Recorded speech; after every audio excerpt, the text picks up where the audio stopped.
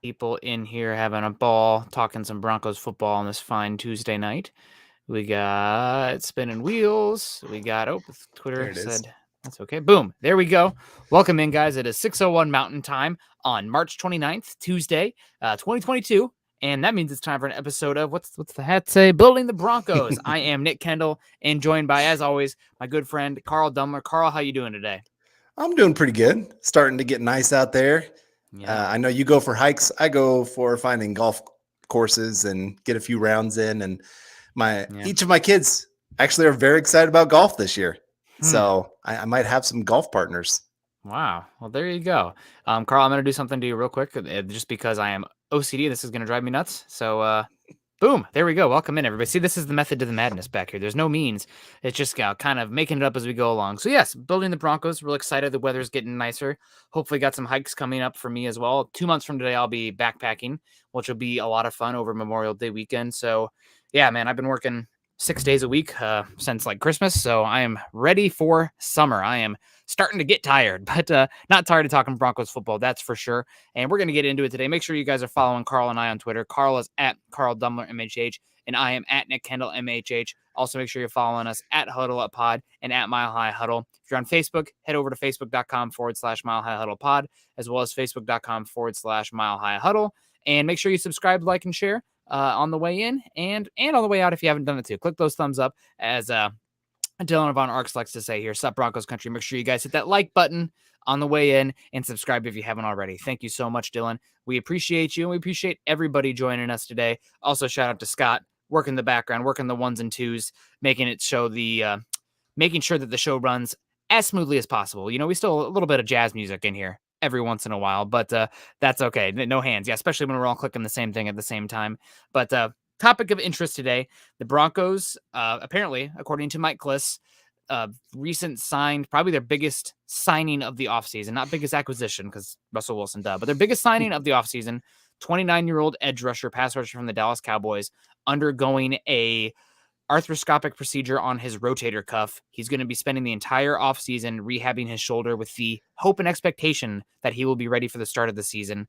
The Broncos went with there were conservative treatment options, but unlike Bradley Chubb last year, Broncos decided to sign him with this knowledge that he was going to get the scope done to give him the best chance to play this season without any discomfort. So I think it is important. This isn't something the Broncos were bamboozled on prior to it. They knew this was going to be part of the arrangement, and Ian Rappaport confirmed that as well to Mike Kliss's tweet. But here we are. We're already 3 weeks into free agency, months and months from the season started, and my biggest fear, which has been the depth of the edge rusher position and the certainty of the edge rushers that were relying on the top, already becoming questionable.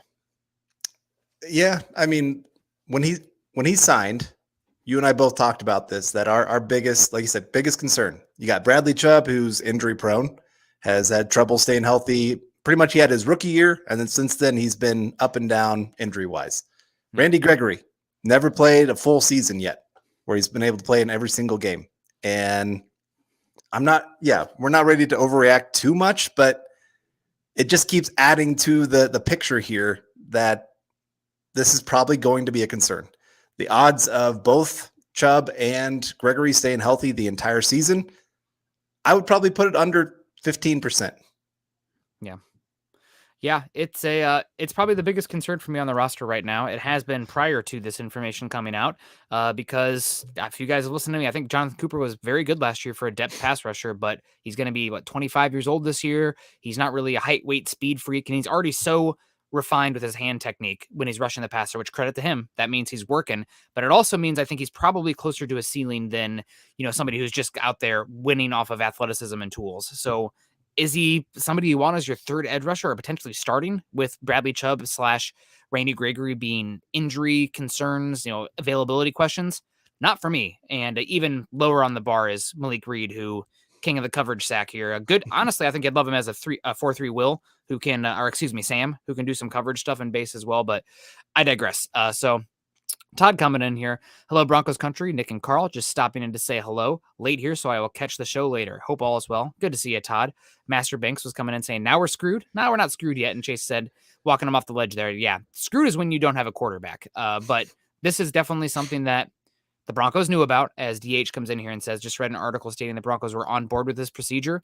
Yeah, they knew about it, and I think they maybe learned a little bit from Bradley Chubb last year as well, where if you're not fully healthy, it's better to get into better to take care of it early than later on. But definitely something to consider for sure. It's a concern going forward, and we'll have to monitor it. I'm just hoping that he's healthy and ready to go by the time the season kicks off. We got Jay also coming in with all the question marks surrounding Gregory, and then on top of knowing he needs surgery, I'm afraid Peyton made a mistake on this one. I think that this is a reason that Randy Gregory, being 4 years younger and coming off an incredible season, was significantly cheaper than Chandler Jones and Von Miller. I think this shoulder surgery is probably baked into it. Everybody, I think it was Mike Renner on PFF said this is the best signing value-wise of the offseason, considering the position and what the tape looks like. Oh, there's the caveat. Shoulder surgery. Who knows what that's like for him long-term or for this season. I think that was definitely already known. It's a risk, but it's also the way the deal is structured. It's essentially a 2-year deal. So if he flames out, then you're not really on the hook for much after 2023. Yeah, when the deal is too good to be true, you got to start wondering, why is the deal too good to be true? Yeah. And this is it. Now, yes, he is supposed to be ready for the season, but this also means that he is not able to lift for at least part of the summer. So he's going to spend the entire time having to go through this recovery process. So he's not going to be at that full ability day one. And I think they're probably going to have to ease him back. And we heard a lot of these same things, like I said, last year with Bradley Chubb. Oh, he'll be ready for the season. He played one game, boom. Now he's out again. Re-injured the injury. Now, like I said, Gregory, they're actually doing the surgery. They're not just trying to hope that it heals itself as they go, but it's still, like I said, it just adds to the full picture of everything that's going on. And it just shows how much more the Broncos need to add to this position. Like you said, I think they need to have another free agency signing. I think they probably picked 64. They need to be looking pretty darn hard if there's any edge rushers that they like at that position. You don't reach for a guy, but this is definitely at the top of the list of anything that you're looking for. I know a lot of people still looking at that right tackle spot. No, edge rusher. It is the top of the top, because you need not only 2 starters, but like I said, you need depth. You need guys that can come in and give you quality snaps. I think of that 2015 team. You had Shaq Barrett as a backup guy. That was huge for that defense, for them not to lose much of a step when Von Miller and DeMarcus Ware had to be out. Then they had Shane Ray when he was actually healthy. He wasn't great, but he wasn't terrible either as a number 4 rusher. And right now the Broncos just don't have that kind of look. And with what they're hoping to do with playing with leads and everything else, you need a good pass rush to make sure that you hold on to those leads. And like I said, if Gregory can't play, if Bradley Chubb misses some time, you get very, very concerned very quickly. And it makes me kind of wonder a little bit of when they were talking about Baron Browning moving to that edge position. Maybe this is why they're thinking that they're going, we need him more at that spot than we do as an off-ball guy.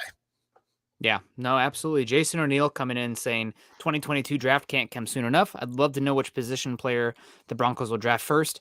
I think Peyton kind of said it in an interview just the other day. He mentioned 3 positions: cornerback, edge rusher, and offensive tackle. It really comes down to who slides and who's available. And Carl, I agree with you. The edge rushing spot probably being the most pressing now with this Gregory information as well. But I don't think they should wait until the draft to get that guy. I think there's actually a pretty clear drop off after Boye Mafe. And then after that, I don't feel in love with any of the pass rushes at 64. Cam Thomas, he screams tweener to me. I'm getting DeMarcus Walker vibes all over again watching him.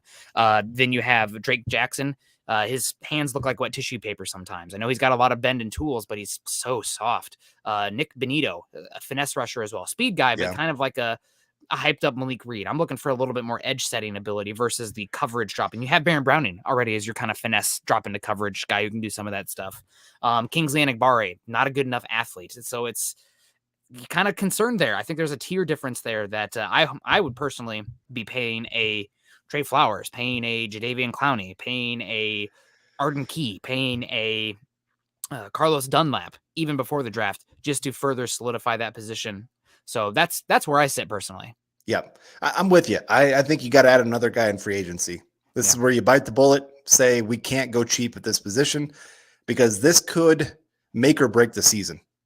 When you're looking at all these teams that you're going to be playing in the AFC West and with the rest of the schedule, you can't have this drop off as an edge team compared to the rest of the teams in the division. And you have to be able to get after those quarterbacks and make them uneasy. You can't just have Russell Wilson having to be the only quarterback that's uneasy. Yep. And so this news was pretty devastating to me. Yeah. Like I said, he could be ready for the season. He could be healthy the entire year. I'm not trying to be Debbie Downer completely, but it just makes me so nervous, especially after last year with Bradley Chubb, the year before that with Von Miller. You've seen this with these edge guys where they make these sayings of, oh yeah, they'll be ready for the season, and then they're not. Yeah. Yeah, no, that's a definitely a good call. We got Robert Caslow coming in, Jeff also coming in saying hello. We got Juan. Hey guys, how you doing, Juan? Hope you're doing well. Roy coming in. Supposed to snow here tomorrow in South Dakota. Oh my buddy, I'm sorry to hear that. Mark Lindemode coming in. Howdy, Nick, Scott, and Carl. Go Broncos. Facebook users. Not sure who this is, but God bless you. What's up, guys? I'm ready for the OTAs and training camp. Let's get to the draft first. That's the next big hurdle for me. Lord Deer coming in. Lord Deer, it's been a second. I love your picture of Patricia Holmes. Always makes me laugh. Do you think the arms race in the West is crazy if we don't get Russ? I think it's still crazy. But it would be a hopelessness and despair here where we're like, I guess you take Malik Willis and you hope to God, and then you're probably bad anyway and picking in the top 3 or top. You wouldn't have arms race like you did probably. I'd be saying tear it down. Your window, push it back 2 or 3 years because good luck. But Russell Wilson, the window opens back up. We're right in the thick of things. Greg Smith, good evening, Broncos country. Good to see you. We also got Ruben coming in. Nick and Carl, you two are the best ones who know what you're talking about. Maybe about some things. I don't know about football. No, Ruben, that's really nice of you to say. We appreciate it. We also have the X Factor, Scott Kennedy working in the background. So that'd be great. Sinji saying, I heard a rumor about Denver trading Chubb to move up in the draft. Anyone heard this? Haven't heard it. I am skeptical of it because you're taking away from a position that you already are concerned about it. You're just making a bigger hole in it. This isn't dealing from a surplus. This is creating a bigger hole on the spot that I'm personally the most concerned about. Now, if you can get good return for him, if you can get like 2 2s or something, then I'm interested in that because last year his deal is going to be expensive. Who knows after this year, go out there and then pay Jadeveon Clowney and draft a guy with one of those 2s or package those 2s to go up for a young guy. That makes sense to me. I don't think you're getting 2 2s for Bradley Chubb after the injury prone, the expense, and the fact that it's only 1 year of cost control yet left. Right. I think right now he's at his worst value he's ever had in his career. And like you said, getting 2 2s, that'd be great. But I'm thinking a team might be like, oh, we'll throw a 3rd round at him because they're still having to pay him pretty good money. And it's the 1 year of control is a big one as well. Yeah. So I can't see anybody being excited about that kind of trade. And you better be trading up for another edge rusher, like you said. So it's you're almost kind of breaking even in that kind of situation, hoping this guy can develop into something. Most edge rushers are not great as rookies. I saw something the other day. The highest PFF grade for an edge rusher that the Broncos have drafted since Von Miller, Jonathan Cooper. I believe it. So it just kind of shows they've had trouble finding somebody that, especially their rookie year, can come in and do anything. Even Bradley Chubb. Yeah. He had a pretty good rookie year. I'm surprised his grade wasn't higher than that. But we got Paul coming in. Always love Paul saying hello, Nick and Carl. Appreciate it, Paul. Good to see you, buddy. Yeah, and Paul also says we need a double dip at edge. Definitely possible. I would probably get a free agent first just because there's still some names on the market that are interesting. But it's going to be interesting to follow. Who knows? Kayleon Green, Nick, I'm on time, buddy. Good to see you, Kayleon. Thanks for joining us on time. Also joining us anytime. The time doesn't start until he joins. Michael Ronquillo. Good evening, Nick and Carl on Broncos country. Go Broncos. Good to see you, Michael. Hope things are going well with you. And Tracy's baby coming in saying that sounds good. But who are they going to replace Randy Gregory with? You can't replace Randy Gregory at this point in the free agency market and with the draft capital that you have. But what you can do is replace Malik Reed / push Jonathan Cooper with better talent there. And edge rusher is a rotational position anyway. Typically, your best guys are playing 60% of the snaps, 65% of the snaps. So you need depth across the board there. And last year, I remember a lot of people, poop on Fangio time. Is it poop on Fangio time again in Broncos country? It is. But last year, a lot of people were upset that Fangio's fabled defense couldn't close out games. The Broncos were sending a 7th round pick, 2 7th round picks, and a UDFA after the quarterback consistently, finishing with the 32nd highest pass rush win rate in football, according to ESPN, and the 31st pass rush grade for PFF.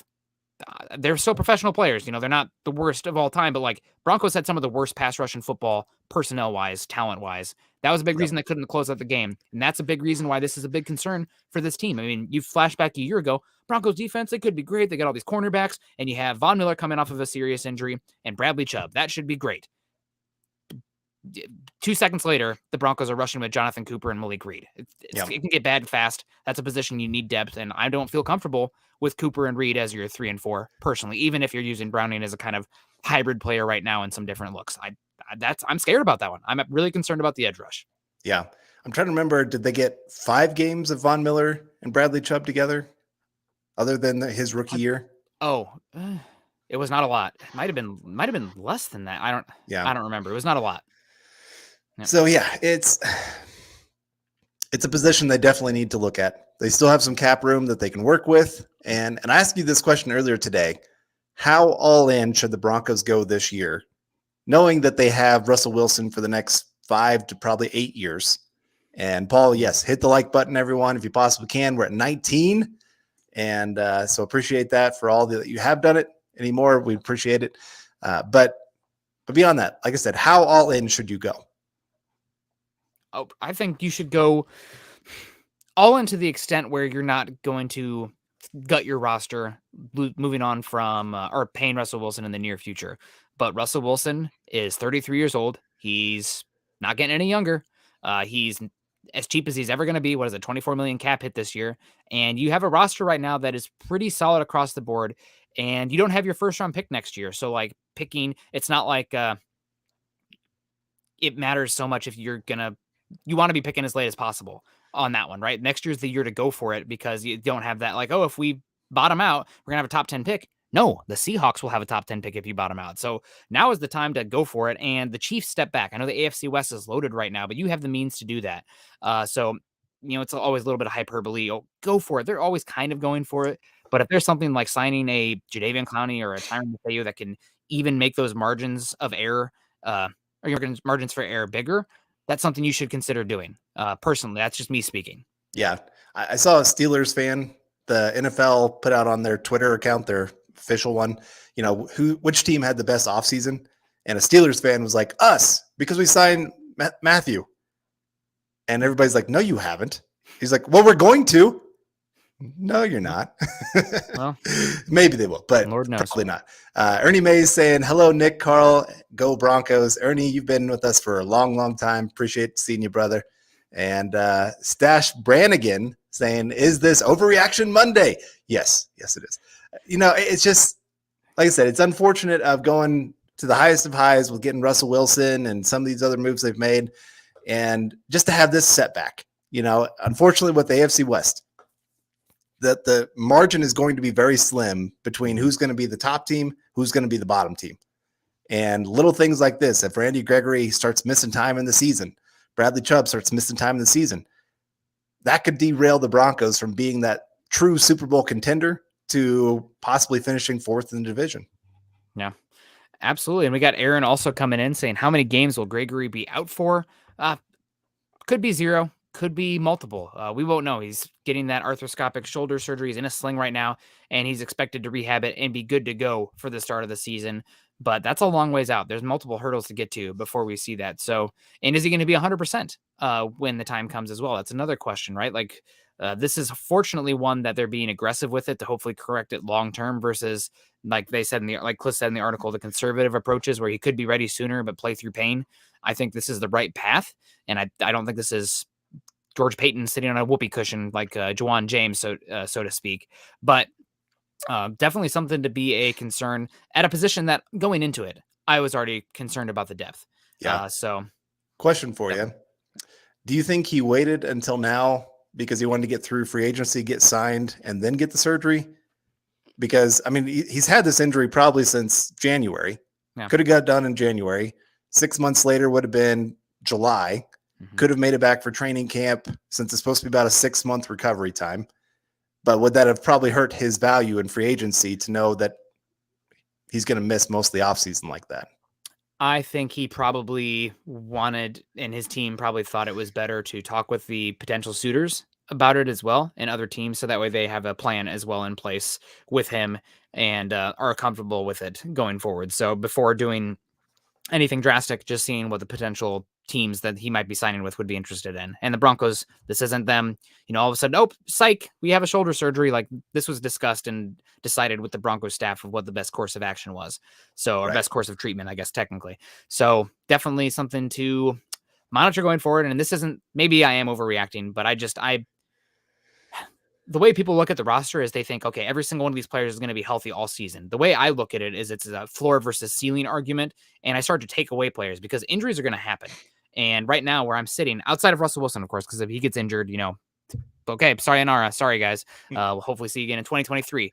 But right now the edge position is the one that I feel like is the most precarious, where one injury could have it fall off pretty drastically. And if two, I mean, you're talking about a team going from should win 10 games to probably fighting for 500. Yeah. Given the issues with the AFC West in general. So we'll see. Michael coming in here is saying, didn't you say that it's a deep edge class? Wouldn't there be a steal mid-second round to trade up for? It depends on how the board falls. I personally think so. Just looking at a big board here, names that obviously I would like on this team: Aiden Hutchinson, Thibodeau, Trevon Walker, Jermaine Johnson, not going to be there. None of those guys, not within range, no doubt. David Ojabo, who knows with the Achilles injury? I doubt he falls to 64, but again, that's that's an Achilles injury. Who knows what it's going to be like? Some teams will have him off their board completely now. So we'll see. George Karlaftis, I think he's probably going to be out of range. Probably same with Boye Mafe. There's 1, 2, 3, 4, 5, 6, 7, 8 edge rushers that we already mentioned. After that, you're talking about guys who might be there. Cameron Thomas, I don't really like Cameron Thomas as much. I know he's productive, but again, I don't see very much burst compared to what I want at the position, and not much bend. And I don't see him being able to hold up against double teams. It's just too tweenery with traits for me.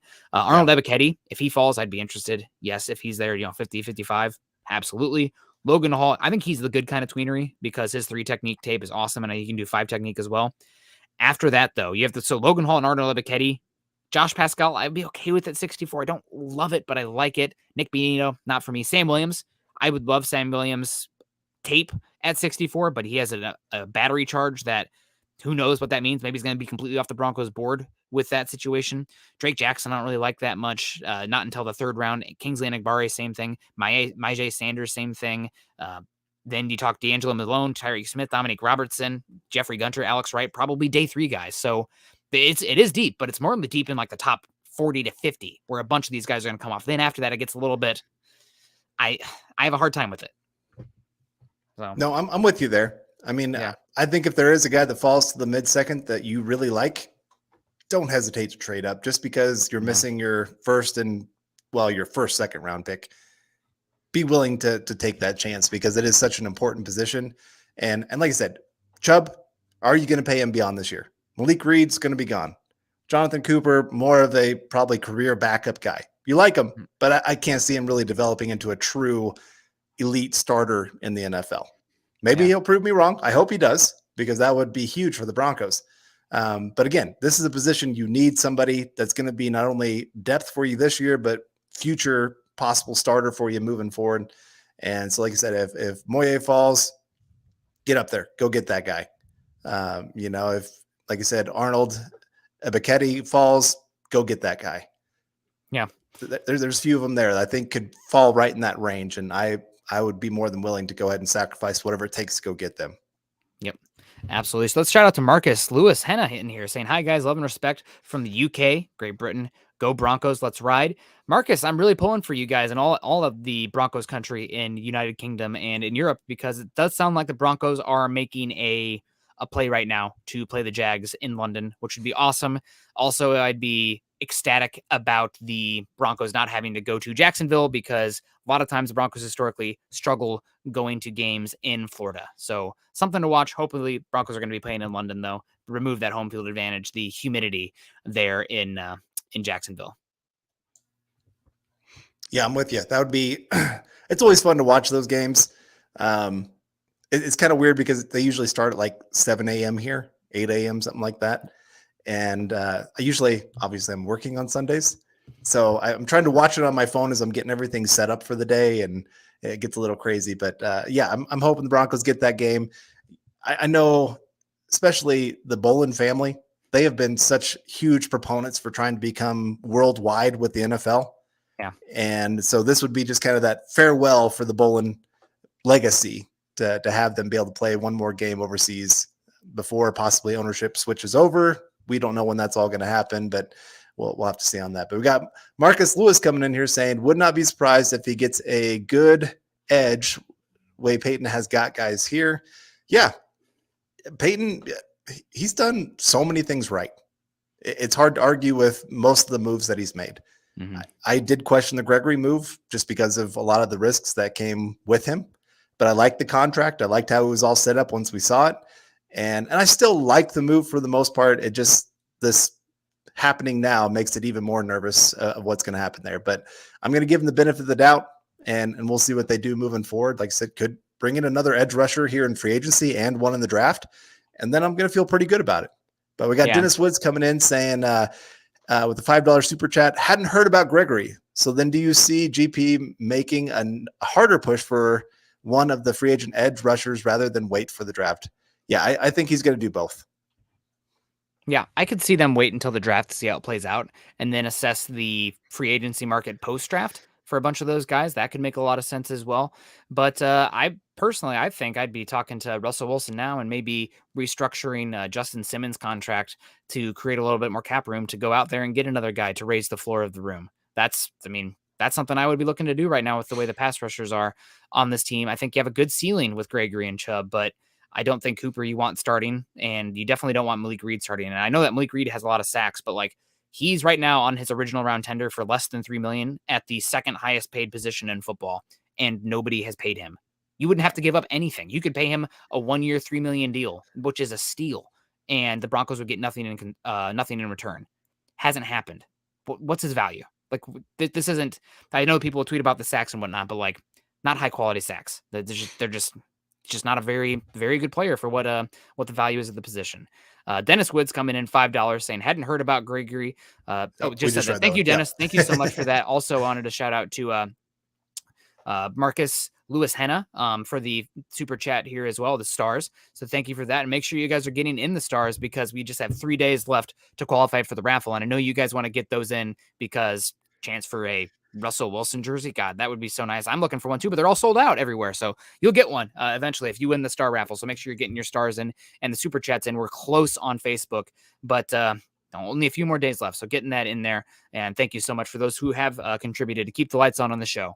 Speaking of keeping the lights on, Michael Ronquillo, good to see you, said linebacker Chad Muma from Wyoming had his pro day today. Yeah, I know Luke, our own Luke Patterson, was there taking it in live. I love Chad Muma. If he was there at 64, I know that I like to have a little tongue in cheek that the linebacker position doesn't matter. But still, you want to get good players out there. You're picking at 64. You shouldn't overthink the value too much. And if he's by far and away the best player on your board when you're picking at 64, go for it. I don't care. If you draft him, does that pretty much guarantee Browning is going to be an edge rusher most of the season then? Yep. Okay. Probably. Yep. I mean, they're going to compete. But your Browning has multiple avenues to the field now. And right. I kind of like Browning. You know this, Eric and I debated on this a lot, where I'm like, the physical profile, the value you get from the edge rusher, maybe you should try Browning at edge right away. Chubb's not going to be here for much longer the way his contract's set up. Vaughn is getting older. And Eric pushed back on me a lot on that one. But now he's going to play some edge. So we'll see in the value of that. I think he could be a very good, kind of like a Patriots-esque hybrid edge rusher where like Kyle Van Noy and Jamie Collins, who are both good athletes who could rush the passer, but they're playing stand-up 2-point 9 technique, and they're as often dropping into pass coverage as they are rushing the passer. So there is some versatility there with him. You have to be a physical freak to kind of to get away with that. But I think Browning has that physical freak ability. So definitely interesting. Can you get this one, Carl? Yeah, I'll get this one from Chronic. Yep. Let's go all in on edge and let Wilson get killed on the right side, because if Wilson goes down, we still can win with pass rushers. Okay. Broncos have done a decent amount at the right tackle position. Yes, they haven't gotten a star, but you're not going to have stars at every single position. And I can tell you right now, looking at the AFC West, Broncos have the best right tackle situation in the division. So this isn't just a Bronco problem. It's really an NFL problem. It's hard to find quality tackles. It's why they're usually going off the boards very quickly. It's why there's even talk of one going number 1 overall this year, because teams just can't find them. And if you do find them, then you got to pay them big, big money. And it's why, a couple years ago, who was the one that was traded for like 2 first-round picks? The Orlando Brown? No, he got traded for a first and second. Larry Tunsil. Yeah, Tunsil. And so, like I said, they're highly valued players right now. And I think the Broncos have at least an average tackle that's going to come out of either Billy Turner, Compton, Anderson. One of them is going to be at least an average player. And the rest of them, the nice thing is they have multiple positions that they have played in their careers. So they can play all over the offensive line. So really the offensive line, I think, is looking pretty decent. Actually, was it Cowboy Math or something like that? I'm pulling it up right now as we're doing it. He has the Broncos rated as the number 3 pass blocking offensive line for the 2022 season. I know most people are going to push back against that, and I honestly would too. But it just kind of shows most people around the NFL look at the Broncos and say, hey, they're pretty solid across the board. They don't have really any big-time stars. I mean, Garrett Bowles had his really good season a couple years ago, but beyond that, they don't have any huge stars, but they're solid. And if you have 5 solid guys on the offensive line, you can have a pretty darn good offensive line. So, yes, right there, if you look at that for pass protection, they're looking at each guy and how they feel like they're going to rate in 2022. Broncos are rated 3rd. Yep. And some more here from him, if you can see that. Broncos quietly have a bunch of pretty decent players, and they used this is year by year, dot size 2015 to 2021, number of snaps, the bigger the dot, the more snaps they played. And 2022 here is the estimate based on their career PFF pass protection grades. Broncos pass offensive line, I think that 3 overall is a little bit over optimistic, but this is going to be a top half of the league offensive line. And they have depth as well. This is probably one of the deepest offensive lines I can remember the Broncos having as well. So would I like the Broncos to have a right tackle in the future to protect Russell Wilson? Yes. I think Billy Turner is as good as any right tackle he's had in his entire career in Seattle as well. I can't think of any off the top of my head. So it's something that we're concerned about. I'm concerned about the long term of the tackle position. Calvin Anderson, Billy Turner, Tom Compton, all 1-year deals. It's a long-term question. And then also you have Garrett Bowles' contract, which after 2023, so 2 years from now, you can save $16 million with only $4 million dead cap if you move on from him. That's something that, depending on his play, we're going to need to monitor. But I don't think that him getting killed is as much of a concern. If anything, the offensive line should be better this year. I think Teddy Bridgewater had the longest average time to throw of any quarterback in football last season. Definitely was up there as for that. So should be okay on the offensive line. I don't think it's going to be a top 10 unit, but I would be shocked if it was a bottom 10 unit, because they have depth and versatility across the board where they have guys that can step in and provide competent play. And that really matters.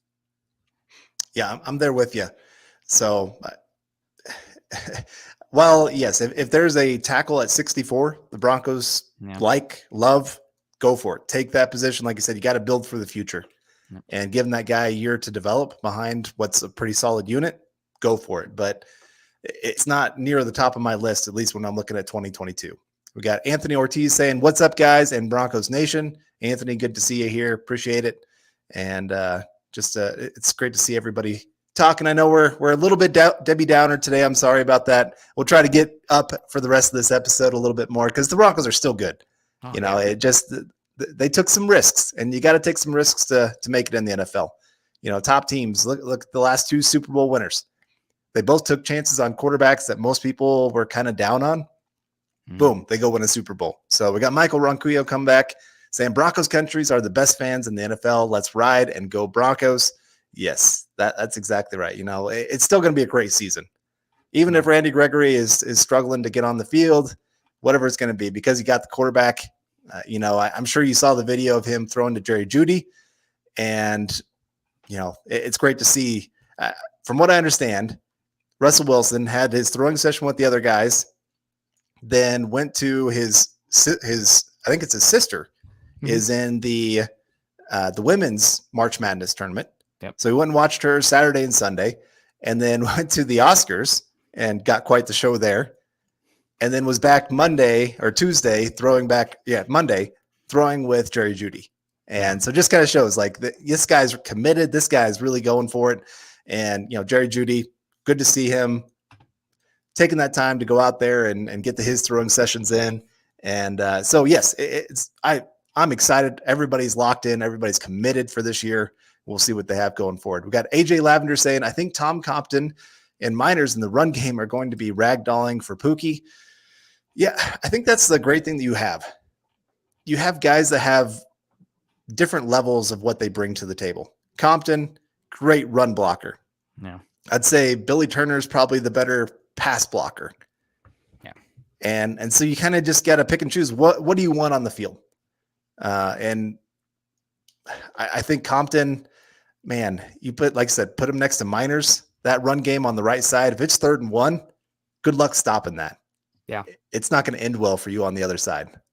And this is the antithesis of the edge spot right now. And even, I would say, the interior defensive line, where you have depth in the offensive line to withstand inevitable injuries. They're going to happen. People look at the 22-man roster or the 22 starters and be like, okay, that's where we're at. It's not going to look close to that 5 weeks into the season, let alone towards the end of the season. The offensive line does have the depth where they can withstand some injuries, and they're going to get the best guys out there. So AJ, I don't actually recognize the name AJ Lavender. So thank you for the comment. And I agree with you. It's going to be a lot of fun to see those guys out there. Heck, let's add Eric Tomlinson in there at the Y tight end spot too. This, if we're going to be all in on the run blocking, goodness gracious, that is a built man. That is a big person there. It's a tight end. Sure. 280-pound tight end. I'm sure. But we got, super coming in here from John Clay Evington. Good to see you, John. Always awesome to see John in here. Evening Gents. Pro Football Focus drafts him, consistently lays a path for the Broncos to draft edge, linebacker, and right tackle at 64, 75, and 96. Greg Dulcich is interesting. Kellen Deich is also interesting at 96. Thoughts? Oh, you're going to hate me for this, John. I don't really like either of those guys that much. I like Dulcich a lot as far as a flex tight end if you want to have a true F option. So the guy who's attached to the line of scrimmage, they're annotated as the Y, and the flex tight end for F. That's how I think about it. It's an easy way to remember. Nice little fun way to remember it. And based on what Nathaniel Hackett just said 2 days ago now, 1 day ago now, with the interview next to the beach there in West Palm Springs, or wherever the heck it is, Florida, that I think it's Florida. Is it or is it in LA? I don't even think know. It's Florida. Some beautiful beach. Don't have those as much as close to Seattle. There's some nice by the sound, but anyway, I digress. He mentioned that Albert Okwuegbunam is going to be more of a tight end, wide receiver move piece. That's what Dulcich is. And if you love him enough, that's fine, but it's not, you are having overlapping skill set there for a position that I personally like a little bit more specialization. That's not really a one size fit all unless you're a super monster dude who can do everything. So Dulcich is going to be fine. I think the Broncos are probably looking for a little bit more of somebody who can do a little bit of everything. Daniel Bellinger comes to mind. Jeremy Ruckert comes to mind. Trey McBride comes to mind as a fit more than Dulcich, although Dulcich is a really good pass catcher. I really do like him. Just not as much for the Broncos. Kellen Deich, great athlete.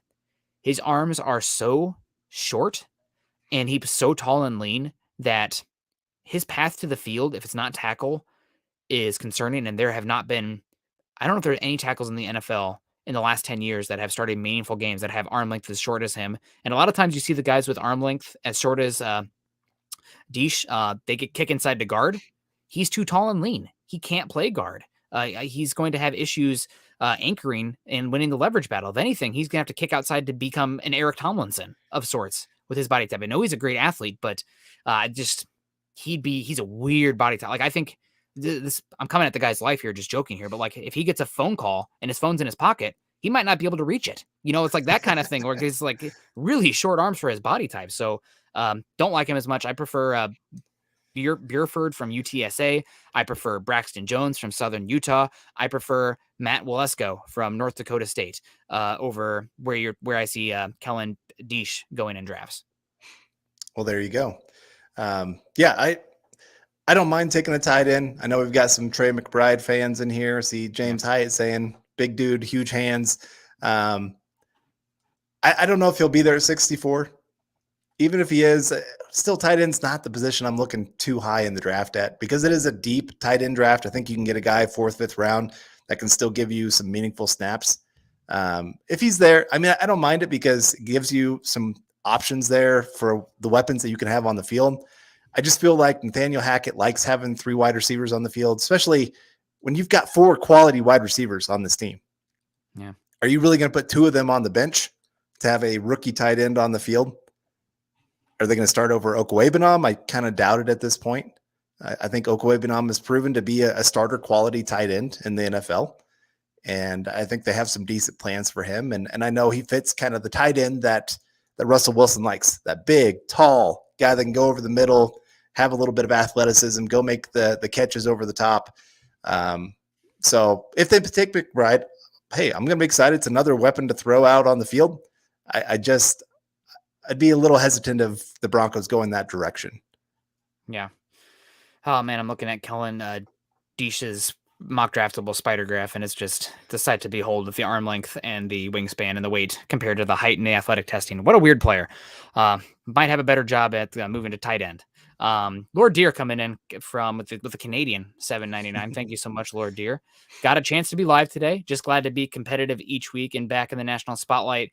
We are all over TV. Woohoo! Let's ride. And I like the 3 being worked in there. Gosh, I like it so much more than the let them hate that we were seeing with the 3s in there or something as to that's triggering to me to this point. It's a lot of fun with Russell Wilson now in town. It's pretty cool. So, YouTube, they keep track of your favorite things that you like to look up. And of course, Denver Broncos are near the top of mine. And so every day seeing like every national media talking about the Broncos again, kind of like when we had Peyton Manning and just talking about the AFC West in general. I mean, again, those 6 games are going to probably be some of the best games of the entire season for all teams in the NFL. So it's just going to be exciting to see that. Like I said, every week got a chance. And, going into those fourth quarters, trusting that your quarterback can actually go win the game for you, man, it's been a long time since we felt that way. So, yeah, Lord Deer, you're right. This is going to be a lot of fun. Let's ride. It's going to be so much fun. Also, thank you so much for supporting the show, Lord Deer. We appreciate you. David Kilgore coming in here too, saying, I hope that we draft S. Thompson from Kansas State. He's smart and accurate quarterback and can learn under Wilson. I haven't watched him at all, but if you say he's smart and accurate, then maybe a 7th round flyer on him. Considering how deep I was in the quarterback search, the fact that I hadn't watched him yet probably says that he's not super thought of in the NFL circles. Doesn't mean it's going to be bad. It's just, I tend to listen for a buzz first before spending the time watching the tape. So I haven't watched much of him. But if you vouch for him with the $9.99 super, heck, let's get it. Let's bring him in. It'll be a lot of fun. And heck, Carl, do you want to be the backup quarterback? I don't care. Brett Rippon, it doesn't matter. If Russell Wilson goes down, it doesn't matter. So yeah, bring back Tebow. Who cares? Let's have fun. I think John Elway said it right. We're going with plan A. That's what you got to do. And I don't mind. I want them to take a quarterback in this draft because I want them to keep the quarterback position cheap moving forward. You got Josh Johnson, though. So you already got your backup really in the room. Brett Rippon as the 3rd emergency quarterback, plus he's a smart guy on or off the field in the film room. So I feel like the quarterback room actually is pretty set for this year. But if they want to take a flyer on a guy with one of those 7th round picks, I'm not going to fight against that. That's throwing darts at a board and hitting a name and saying, let's draft that guy at that point. And Thompson from K-State, I've watched a little bit of him. I'm not the biggest K-State football fan. I mean, I went to school in that town and it just kind of burned me out on that college. But no, I've heard good things about him from people here in Kansas talking about him a little bit. And the little I have watched, yeah, I think he is a smart quarterback. And I think he can make a few plays. And, I still think you're probably looking to upgrade the position moving forward. But we got John Juno coming in saying, you hear Peyton talk about trading into the 1st round. Yeah, I think that's more GM talk because, I mean, to trade up clear into the 1st round, you're probably giving up your 2024 1st round pick to get up there and more. It's going to take a lot to get to that kind of position. So I think it's just him saying we're ready for anything. And I appreciate that about him, that he's not eliminating any options on the table. Yeah. I mean, there might be somebody fall that he's like, hey, what would it take? And if they say that's not nearly enough, then the worst that happens is you get hung up on and, move forward with it. But I do think the Broncos maybe would be interested in trading up in top of the second round, middle of the second round, depending on what happens. They have some draft picks. They could do some maneuvering there. Wouldn't also be shocked if they traded back and started to accumulate some 2023 draft capital as well, because right now they sit with only 4 draft picks and none of them all that good, none of them all that high. So I need to start looking forward to that as well to replenish the stock. But it'll be interesting to see. Thank you so much, John, for the support. We appreciate you. We also got Raul Blitz coming in here saying, hey, boys, from Melbourne, Australia. All right, good day. Good to see you. I mean, I did my wife and I, our partner, Natalie, did a 6-week tour in Europe with a company that I guess I shouldn't say what they are. They have no free advertising. But it was all Australians. And that was a phenomenal time. If you ever have a chance to tour someplace with a bunch of Australians about 20 to 30 years old, 10 out of 10 stars. God, I'm still recovering from it, but that was so much fun. So anyway, coming forward here, I really like the Billy Turner move, but I'd love to see us add another pass rusher. Calais Campbell would be a great mentor for our younger rushers. Thoughts? Hashtag state of being. Thank you so much, Raul.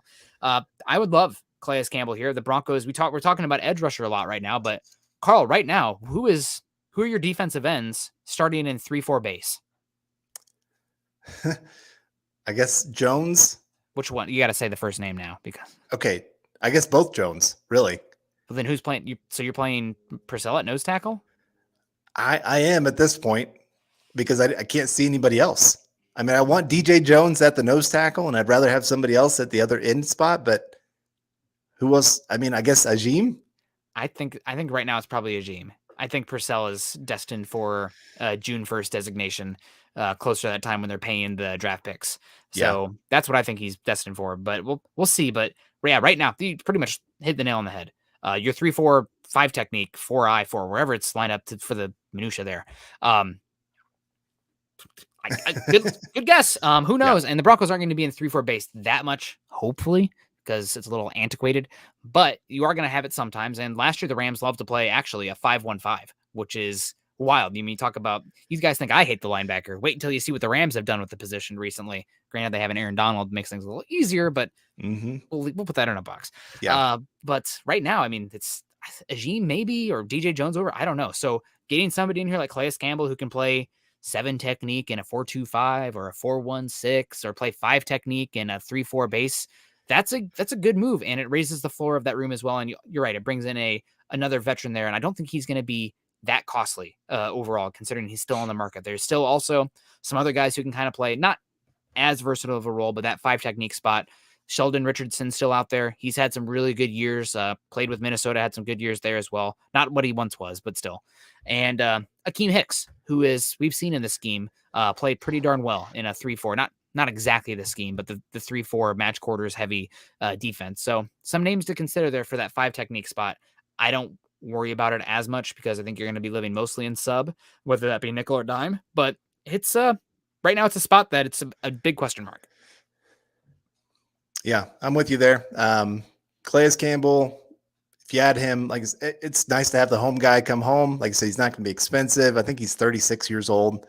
I think that's going to be the bigger thing is he going to be willing to take that cheap contract beyond just retire? Like, am I willing to put my body through a whole nother year for $3 million? And I don't know if he's going to be or not. But Chase Wellner coming in saying, do you like any of the remaining free agent edges? Yeah. I think there's Clowney is a great one out there. I know he doesn't have like the big sack numbers, but the guy is great against the run. He's got versatility of where you can play him on the line. So you can actually put him in your NASCAR packages when you want to do that. And he still gets a lot of pressures. Like he doesn't get home to the quarterback, but he still gets a lot of pressure to force bad plays on the field. And so that'd definitely be one. You'd listed a few others earlier. Trey Flowers is still out there. Arden Key is still out there. Carlos Dunlap is still out there. Those are the names off the top of my head that I would be interested in some depth. They also offer some versatility, different skill sets than guys you have on the roster right now. Yeah. They're probably going to wait until after the draft, I would assume. But those are some names that I would be maybe, depending on what Randy Gregory's shoulder looks like, what they're hearing early on, something I would be looking to do. Yeah. I think of like Dunlap against the run. That guy is still very, very strong at holding up the edge. And then it gives Gregory chances where you're putting him on the field for rush situations. And I know he wants to be a full-time starter. That's part of why he wanted to come to Denver compared to staying with the Cowboys, because they kept taking him off the field. But I still think, especially just to save his body, with this injury, with his past, I think it just would be good for him. Yeah. No, I absolutely agree with you there. We got Shandy Bracey coming in. Good hello to you, Shandy. Hope you're doing well. Good comment here. I wanted to get to this one because it's something that I have a hard time with because I trust what I can see. I'm a scientist, right? The measurable, and coaching sometimes, especially new coaching, is a tough. There's so many variables. You don't know how these guys are going to be in new positions. So I prefer to talk about the tangible, where the player talent, et cetera, draft capital, contracts makes more sense. But it's the big X factor here. Competent coaching is going to make a world of change in the wins. Throw in Russ and these new players. We are looking good, Broncos country. We're all hoping for competent coaching. I hate to be that guy. It's overly negative day. What's in the water up here? It's the sun hasn't been out in 3 years. No, but competent coaching, we're hoping for that. But we're in the honeymoon phase with Nathaniel Hackett and all these guys, and this is one of the youngest, most green coaching staffs ever assembled in the NFL, let alone, this year. So very much wait and see. They do have the most important thing. Well, I guess multiple most important things, but the quarterback number one, but also George Payton is going to get this guy a talented roster. And he has a general manager who I think is going to go out there and get him what he needs. I mean, last year it'd have been easy for George Payton to say, Vic, we'll give you this year, but we're really, we're kind of kicking the can down the road and getting some flexibility for the future because I'm probably going to want to hire my own guy. No, he went out there and paid a bunch of people, especially cornerbacks. And, you saw the clips after the draft. He leaned back to Vic and he's like, got you your cornerback. So he went out there and empowered Vic, even though he didn't really have to, right? Like where Vic was. So these coaches have a lot in their corner working for them.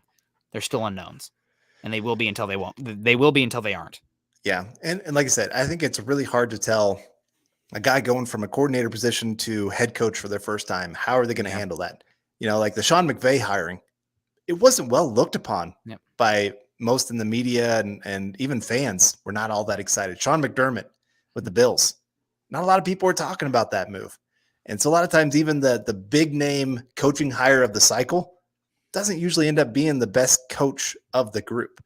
And so I'm hoping for good things with Hackett. I think he's one of those guys, especially now having the quarterback. If you're winning, I think his style can do well. I think he can really do well of keeping guys loose and happy and excited for working. But you lose a few games, that's where I really question his ability to handle the locker room. I think his bubbly personality can actually rub guys the wrong way. Like, dude, just shut up. We know we suck right now. I know Pete Carroll, some players talked about him with that of just, he was just always happy go lucky. And I like that. I appreciate a coach that's like that, but when you start losing, sometimes, like I said, that can rub you the wrong way. So we got David coming in with a $4.99 super chat saying, do you guys see his coin after the Honey Badger, or going after the Honey Badger at all, since he's still available? I'd call. It doesn't hurt to call. The Broncos right now, you talk about a position that has some question marks, the safeties. I liked what I saw mostly from Caden Stearns last season, but I thought the more he played, the worse he looked. Maybe a little bit overexposure, too much going on versus a smaller specified role. Great athlete, but a 5th round pick, and you're depending on him big time this year. So that's definitely a position where kind of shrugging at it. I feel better about him than McTelvin Ajim or Malik Reed, but I would definitely call on Tyrann Mathieu just to see if he's interested. I think he probably wants too big of a contract. The other thing, this is a really good safety draft, and you have a lot of picks in like the 2 to 4 range, where there's going to be good safeties available that will give you some versatility on the back end of your defense. That'll be cost controlled and give you some options, and also better special teams upside. So maybe they'll wait until after the draft. But Honey Badger is definitely interesting. They also still really like Jaquiski Tart, who is out there from the 49ers. Just might as well sign all the 49ers defensive players that became available. But he's a really, really good box safety. If you're looking to play dime defense, I don't know if there are many better out there than him. Curse was available for a little bit with the Cowboys. He's up there too, but I really do like Tart. He interests me a lot. Yeah, I want to add to that position because I think Caden Stearns, I like him, but he's still going to get plenty of snaps as a third safety. Yeah. they're going to play enough dime. Even in nickel, you could use him because he showed last year his ability to drop down and help in that position if he needed to. And I still think he's a little raw. Like I said, as the season kind of progressed, there was times where he's kind of a all or nothing kind of guy. Mm-hmm. It's either he's in perfect position and making a huge play, or he's completely guessed wrong and he's gone 100 miles an hour in the wrong direction. And so you got to kind of balance that with him. I think he can grow in that, but maybe giving him another year to grow wouldn't be the worst thing. Phil McLaughlin saying, sorry guys, I cannot get in. You're in. We see you. I don't know what's going on. Hope you're doing well, Phil. Good to see you. We also got Michael coming in here. He knows that the clock is starting to tick down. Great show tonight, Nick and Carl on Broncos country. Let's ride and go Broncos. I definitely think that safety is a spot that you could look at, but you have a lot of unknowns that have some promise as well at the same time. If they wanted to wait until the draft, that would be fine with me. And if they brought in a cheap veteran to compete, that'd be okay, because PJ Locke last year in preseason, actually PJ Locke looked pretty darn good. I was impressed. Like, oh, this guy can ball. Underrated player. Jamar Johnson, 5th round pick last year. A lot of people liked him more than Caden Stearns. I think he got a lot of hype for the Ohio State versus Indiana game. That didn't translate to other games as much, but still ball skills. Tackling's a question mark. He also caught the sick bug and never really seemed to recover from that. So maybe year 2 will be a big one for him, but a lot of safeties in the draft as well. I think if this team is going to play dime, you're going to want to, it's not just Caden Stearns starting, and it's also PJ Locke / Jamar Johnson, which big question marks there on those ones. So definitely a position you probably want to look for somebody with some versatility, and it's bonus points if they can play slot / the box, because right now the only player on the defense that I feel great about playing the slot is Kwan Williams. So you probably want to have some depth there as well. Yeah. And, you still have your guy from last year that's still out there. Bryce Callahan or Kareem Jackson? Kareem Jackson. That's who I was thinking of. You can bring them both back. You could. From what I understand, it sounds like a little bit of Kareem Jackson is slow playing his market, because he doesn't really want to do a lot of the off-season work, which when you get older, it's hard to be motivated to come in for those practices. And so it could be, it's the bureaucracy of it all, right? I know what this is. I don't have to do this. Yeah. And so wait until, training camp to get him signed. I could see that happening. And he's still a decent player. Yeah. I don't mind him being on the field. He makes a few mistakes here and there, but he still makes some big splash plays too for you. So I think the Broncos still have a lot of options. I don't think they have to make, like I said, I don't think they have to make big moves right now. There's still going to be plenty of good names out there, even like I said, after the draft. That's when the Broncos signed Bobby Massey last year, after the draft. He turned out to be a decent right tackle for him last year.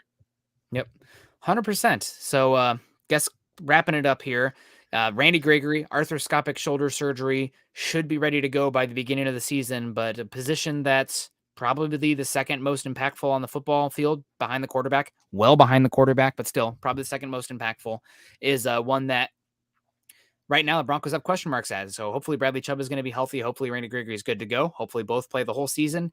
But I think the Broncos would be smart and wise to add to the room just to raise the floor of the room. Imagine taking away one of Randy Gregory or Bradley Chubb just right now, like they didn't exist. It's a wonderful lifestyle. I wish I never was born. How would you feel about that room? Because right now I don't feel great about that compared to almost every other position on the field. So that's one that I think they should look to address. And if all of them are healthy, great. You have a rotation of guys to get after the quarterback for a team that hopefully is going to be playing at the lead for the first time since 2014. Not to disparage 2015 Peyton, but yikes. But that makes them even better. So I don't know. It's a position that I'm concerned about. Right. And I do want to address, I see in the comments a lot of people still talking about Bobby Wagner. It does not seem like the Broncos are that interested right now. Like you said earlier, they're going to be playing some 5-1-5 where you have one linebacker on the field, 3-1-6, 3-1-7. They're not going to use their linebackers as much as a lot of people would think. And so you signed Josie Jewell. I can't remember the other guy that they signed. Alex Singleton. There you go, Singleton. And, of course, Baron Browning. You got him moving around. So you still have – you still got some guys there for that position. And you can still make this defense work without having an elite linebacker on the field. And so I like the player. I just don't think I'm going to like the contract that has to come with him. I'd rather go out there and sign an edge guy an interior defensive line guy. I think those would make a bigger impact on the overall season than a linebacker. So, like I said, love the player and I love what the Broncos are doing. Can't wait to see what the next move is for George Paton and the Broncos. And very excited to see, especially once the draft gets here in less than a month. That's coming. We are under a month now. Oh man, it's a little less exciting, but more exciting at the same time. There's less pressure, right? Like now I'm like all really, I was sitting back the other day on the walk and I was listening to somebody talk about the quarterbacks and I'm just like, oh, this is going to be fascinating to see how it plays out.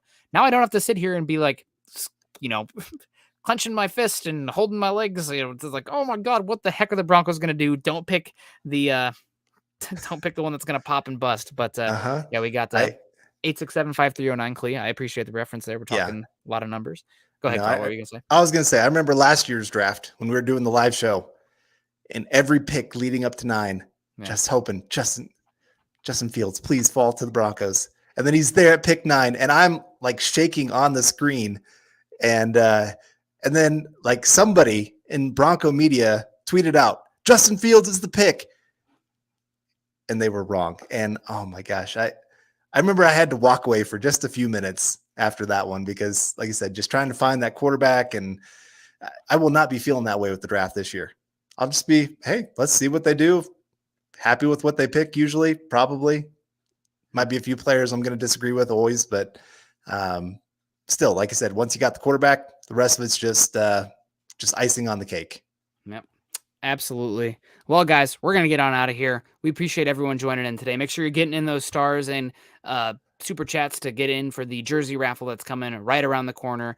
Make sure you guys are following Carl and I on Twitter. Carl is at Carl Dumler MHH, and I'm at Nick Kendell MHH.